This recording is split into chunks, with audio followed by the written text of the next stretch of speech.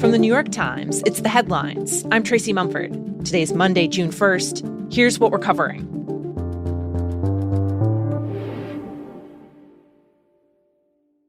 When I walked into the Ebola ward in Mongwalu General Hospital, the first thing that struck me was how many people were walking around without any form of protection. A handful of people were wearing rubber gloves. Some of them had pulled a scarf or part of their sweater across their mouths. But for the most part, people were wearing nothing. And that meant that they were at great risk of catching the virus that causes Ebola themselves. Declan Walsh is the Times' chief Africa correspondent. He's been on the ground in the Democratic Republic of Congo, where the Ebola outbreak has now ballooned to the third largest on record, and where hospitals are struggling to keep up.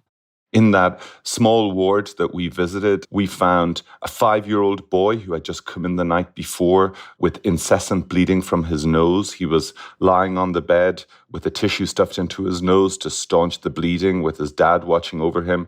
But just 2 beds away from that boy lay the body of a 21-year-old woman who had died during the night, and her remains had still not been removed. Now, the bodies of people who have just died from Ebola are incredibly infectious, yet it was just covered by a thin sheet that had been pulled over. And that only added to that sense of danger inside that treatment facility. And in fact, people were being infected at the hospital, because when we went into the next ward, we found the lab technician who himself had gotten apparently infected with Ebola as part of his job, taking samples from other people. And we later learned that 7 other staff members from that hospital had already died from the virus. That was just a sign of how bad conditions were. I was brought around the ward by a young Congolese doctor. He told me he was angry. He was angry at his own government, which had taken so long to detect this outbreak. But he was also more broadly angry at the international response system towards Ebola. He turned around to me at one point and he said, here we are in Mongwalu, in the town where the epidemic started, where there are the highest number of cases, and yet this is the best we can do. Now, it's important to say that there is aid coming into this area. In the capital, Bunia, where I'm currently speaking from, there is an airport where planes are coming in, bringing supplies, much needed supplies. There are other treatment centers being set up as well. But we don't really know if these facilities are going to be enough, because the aid effort is so far behind the curve. It's not even keeping pace with this outbreak as of now.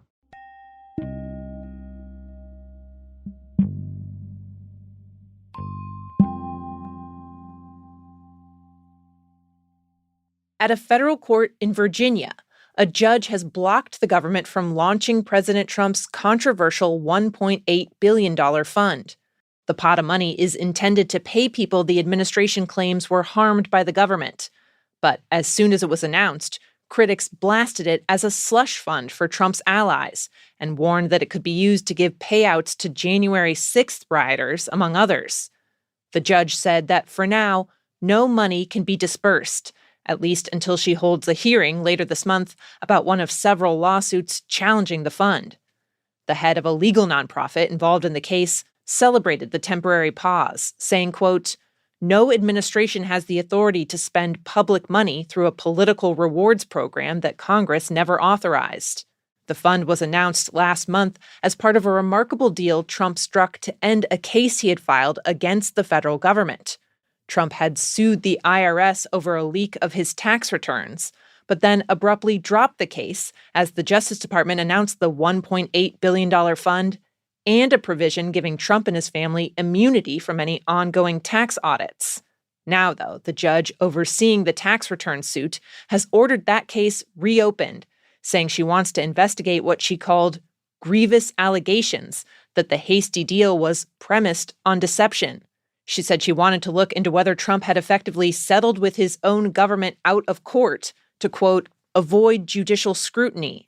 The White House did not immediately respond to questions from the Times, but a spokeswoman for the Justice Department has defended Trump's original decision to drop the case, calling it a routine move and saying there was, quote, nothing improper about this agreement.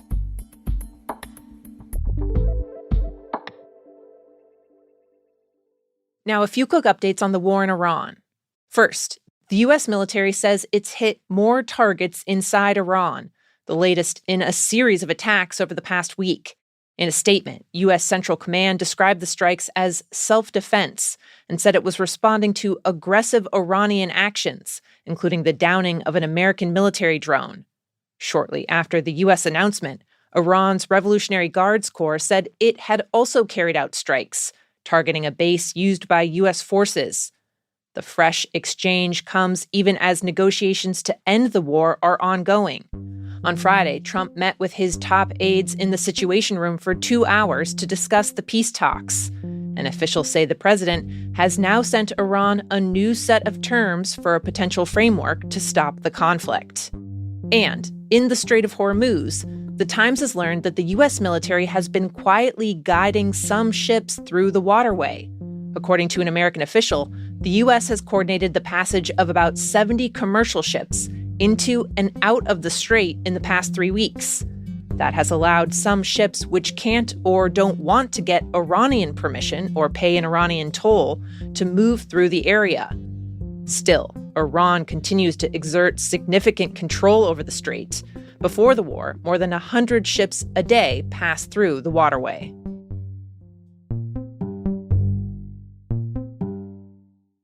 About 10 days ago in Hawaii. And we start tonight with breaking news. A lot of people certainly felt it. A big jolt. A 6.0 magnitude earthquake hit the Big Island and set off what has now become a water crisis. They've felt earthquakes before, but this one in particular really stood out in his own. In the Kona region, many people rely on rainwater for drinking, irrigation, and more. And the quake destroyed hundreds of water tanks where people were holding their supplies. Some residents are now trekking to a local public spigot to fill up 5-gallon jugs, and authorities have started trucking in some water to try and help. The owner of one company that sells rainwater catchment systems said he'd gotten 200 calls and was flying in extra staff to try and keep up with demand. The water shortage has created a particular problem for one of Kona's most famous exports. Coffee.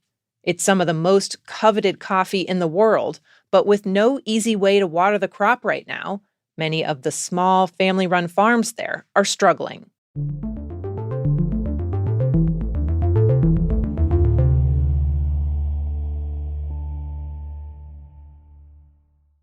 And finally, I found something. What did you find? The place.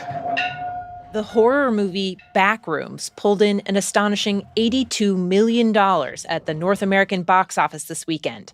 And it is basically proving that YouTube success can translate to a Hollywood hit. I'm not saying I don't believe you. Okay, I'm gonna come back here with proof. Backrooms was born on the internet. It was inspired by a photo that's been going around on message boards for years of a creepy, empty yellow room. The film's director, Kane Parsons, had made horror content on YouTube riffing on it. And with Backrooms, he turned it into a full feature film. Before this, Parsons had no Hollywood credit, and he's only 20 years old, setting the record for youngest director with a #1 movie. He's one of a handful of directors this year with surprise horror hits who came up through YouTube rather than Hollywood. Box office data shows he also managed to pull off something people thought might be impossible. He got young people into the theater. That is the generation Hollywood thought it might have lost forever due to streaming, the pandemic, etc. But by one estimate, 86% of the audience for Backrooms was under 35.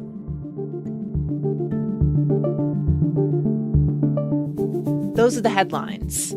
Today on The Daily, a walking tour of Washington, D.C. with Times investigative reporter David Fahrenthold, who's been looking into how President Trump has been trying to renovate and reshape the nation's capital. You can listen to that in the New York Times app or wherever you get your podcasts. I'm Tracy Mumford. We'll be back tomorrow.